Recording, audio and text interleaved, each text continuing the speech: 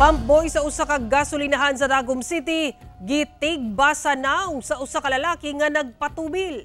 Aktong pagpanigbas nahulikam. Nakaalerto si Kent Abrigana. Sa kuha sa CCTV, makita kining usa ka lalaki nga nagmaneho sa iyang motorsiklo nga mihunong sa usa ka gasolinahan sa Purok 13 San Miguel, Tagum City, pasado alas 9:31 Biyernes sa gabi. Gidulan siya sa usa ka pamboy kinsa mitubil sa iyang motor.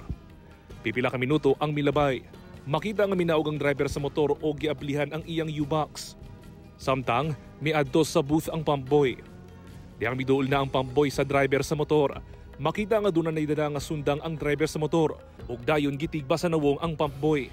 Kinsa gilayong natumba. Hinuon nakadagan pa kini. Gisulian pa og gukod sa driver ang pamboy apan nakadagan na kini. Bibalik ang driver apan gibayaan ang iyang motor. Pagkataod-taod, may balik na sabkini sa iyang motor. Dito na nadakpan sa naka-duty nga gwardya sa gasolinahan ang sospek nga giilang si alias Dodong, 46 anyos. Samtang gidala sa ospital ang biktima nga 26 anyos nga lalaki. Sa investigasyon sa Tagum City Police, nagpa-full tank matud pa ang sospek apan 50 pesos ra ang gibayad niini sa pumpboy. Misugot na lang matud pa ang pumpboy sa 50 pesos nga bayad. Apan namatikdan matud pa sa biktima nga daw lahi ang nilihukan sa sospek. Busa, gitanaw niini ang plaka sa iyang motor. Pero pagtanaw niya, muruglain man ang dalawa tong nagpatubil, iya lang sa gilid na may plaka, may plate number pa eh.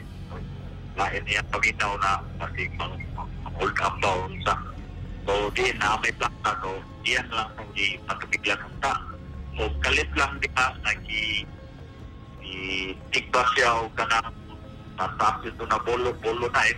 O di na igo ang right face.